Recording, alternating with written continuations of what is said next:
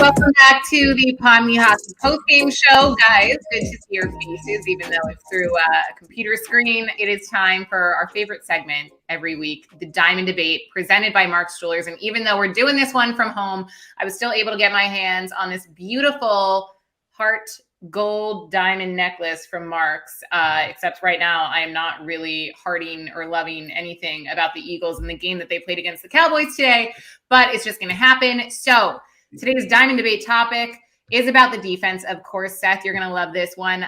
What concerns you most about this Eagles defense, particularly their performance today and their performance moving forward now as we get closer to the postseason? If you're watching, tuning in, you want to weigh in, you can weigh in the YouTube channel community page or on the JAKIB Media Twitter page. So right now, injuries are the leading reason, and then pass defense close second, coaching, and other. Usually I call on you guys when we're doing this in person, so I'm going to continue with that trend. Mike Misnelli, I'm going to go to you first on this one. What concerns you most about this defense? Listen, the secondary concerned me a little bit today, that and also the linebackers and coverage. But I thought the secondary was just out of whack today, and it started with Slay, and I think Bradbury got okey-doked on the one play as well. And it looked like guys like Josiah Scott, Naps were trying to catch up all day. And when a guy completes 19 passes in a row, that's pretty much an indication. I mean, they did sack him, but he was able to feel comfortable back there a lot of the times, Dak Prescott. So, yeah, the secondary and Darius Slay's play, and we've talked about that extensively in this show. It's unusual because that's the guy you count on. And if he's not playing well, that throws the whole thing out of whack. Yeah, Slay definitely did not have a good game, to say the least. When Josh Sweat made that pick six at the start of the game, I was super hopeful. I thought that was going to kind of set the tone, and I was not right in that at all. Also wanted to see a bit more aggression from the defense. Seth Joyner, I missed watching the game with you because I felt like you would have been losing your mind watching that. What were your thoughts on the defensive performance? Devin, believe it or not, on social media, I was actually defending Jonathan Gannon today because I thought he had a really good game plan at the beginning of the game. I thought that once Avonte Maddox went out of the game, it threw everything that they wanted to do in disarray. I mean, he gave the Dallas Cowboys some different looks, which I think would have continued to give Dak problems and give, the secondary, some help. But when you lose a guy like Avonte Maddox, it changes how you call defenses. It changes how you call plays. And I just think that, there was just an air of confusion going on in the entire secondary in the second half of this football game once Avonte Maddox went out. To John's point, a lot of what you do on defense involves communication. And the one thing that young guys don't do is they don't communicate, because if they don't know what they're supposed to do, the last thing they want to do is shout out the wrong thing. But I think what winds up happening is, the older guys like Darius Slay and Marcus Epps, you got to be talking to these young guys. If they won't talk to me, I mean, that was always my deal. If you ain't going to talk to me, I'll talk to you. We're going to be on the same page, whether we're on the wrong page or the right page. At least we're on the same page together. So at least talk, so we got an idea of what we're doing. But I thought his game plan was very good in the first half, believe it or not. Even though it didn't produce any sacks, it produced a lot of pressure on Dak. And it wasn't until once Avonte went out of the game, you saw a lot of the things that he was trying to do, he had to cease doing it. And then Dak got on the roll, and something like, 19 passes in a row, he completed. It was just unfortunate. It's unfortunate, that Avonte, after already being out, has to, go out of this game. It's unfortunate, that Lane Johnson is injured, and it's one of those situations where they needed all hands on deck to win this game without already going into it without Jalen, and then to incur some of these other injuries and mishaps, if you will, on the defensive side of the ball by other veterans. It just added insult to injury and equaled this loss today, which sours everyone's Christmas Eve, I should say. So, D-Gun, if you are Jonathan Gannon, what are you saying to this defense moving forward? I know the Saints aren't a particularly scary opponent, but the playoffs are looming.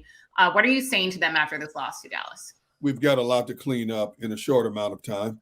We've got to get back to what we were doing the past several weeks before this game, to become that dominant force, to get the ball back in the offensive hands even more so, give them short fields more times than not, as we were doing, get a lot of threes and outs. This game was an off game, definitely. I know we're honing in on the secondary a lot, and rightfully so, but I'm going to blame the pass coverage in general, and that includes the linebackers. I mean, we haven't even talked about the one play. Tony Pollard goes out on the flat route, should have walked it in for a touchdown, wide open, and Dak missed him on that play as well. Running backs had too much freedom. The tight ends, Ferguson and Schultz, had too much space in the middle of the field, and they could not stop the CeeDee Lamb over the middle routes. You know, you're thinking, okay, somebody on the back end of that defense has got to make an adjustment to take away those routes from CeeDee Lamb. CeeDee Lamb is not a big physical receiver like an A.J. Brown. He's a gazelle. He's a quick, dark type of receiver. But I've seen teams take CeeDee Lamb out of games because they take away certain routes from him. The Eagles did not do that. There was no adjustments in terms of taking routes away from CeeDee, forcing them back another way, back into double coverage if you had to. There was none of that. They just kept doing what they wanted to do. When the Eagles defense wasn't getting to Dak and sacking him in the second half, he was still finding ways to find these guys on these routes, whether out in the flats or down the seam in the field. And you can't do that as you try to close out a game and a season for that matter. I mean, as close as they are to the finish line of being the number one seed, they haven't crossed that tape yet. You've got to finish that. Now, as we said off the top of the show, Devin, the Saints are not by any stretch of the imagination the equal of the Philadelphia Eagles, but they do have some talent on that team, and they can come in here and wreak some havoc.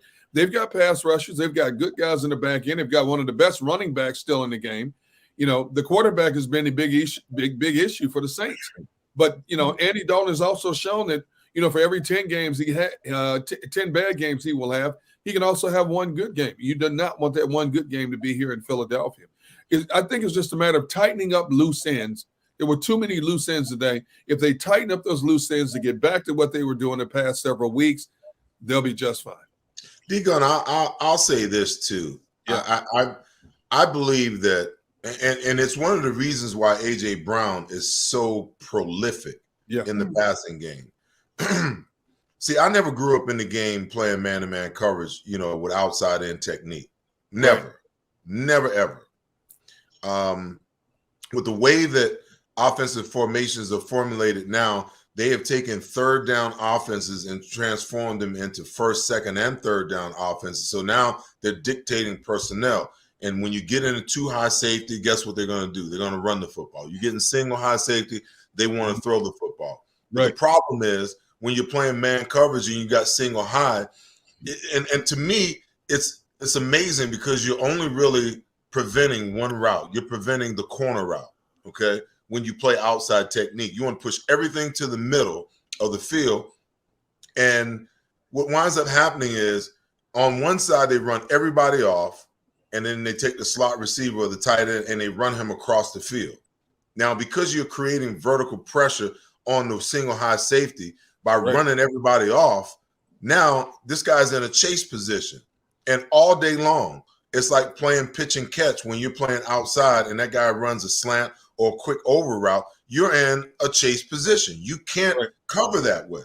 There's certain points and times in the game where you have to alter your technique and how you actually play man-to-man, because that's a no-win situation, especially you got a back coming out of the backfield and he's running that F over route and you're protecting outside. You're not catching that guy. Tight end seam, you're not catching that guy. Slant from an X or a Z wide receiver, you're not defending that. It's almost impossible. That's a dead giveaway. But in certain critical points and times of the game, get everybody lined up and let's play inside-out man-to-man coverage. And let's not worry about the 7 route. That's one of the hardest routes to complete anyway. So make him throw the perfect throw. And hopefully, the safety doesn't get looked off and he gets over the top and you get the help. But you can't line up every single play thinking that you're going to play outside man-to-man coverage and think you're going to succeed at it. You're going to lose in that situation more times than you win, exponentially. Are you saying, Seth, that is a Jonathan Gannon preparation strategy scheme issue more so than, a player personnel communication issue when it comes to? No, you can see it. You can see it all over the NFL, Devin. all over the NFL. Okay, so it's not just the Eagles defense; it's everyone. No, but my point is, you also have some defensive coordinators in the NFL that realizes that. I don't want to, you know, one of the greatest tenets of playing man-to-man coverage is not letting the guy get inside you. Okay, if he gets inside you and they run everybody else off, you're in chase mode. They got their backs turned. The only guy that sees it is a single high safety. Okay, so if I define his release and I make him go outside, okay, it's easier for me to cover him like that than it is if I give up the inside and now I'm in a chase mode trying to chase down somebody who's faster than I am. I understand why they do it, because they're afraid of anything outside, away from the single high safety. But my thing is, every once in a while, you have to change up what you do, because that's a dead giveaway in order for teams to attack the middle of the field. They're going to run everybody off. Listen, they do it. They do it with A.J. Brown. They line him up at X. They run everybody off, and they ran the slant on the backside. And because he's such a big body, he's boxing out the defender, and the defender can't even get in front of him. That's exactly what happened with Quez. The problem with Quez today is Quez's body isn't big enough to box the defender out to keep him away from the ball, and they took two of them away from him today. Yeah, there were a lot of frustrating, head-scratching moments. Seth Joyner always shedding good light, though, on the defensive strategy of the Eagles. We will have the D'Ambrosio drive of the game coming up right after this break. Stick around.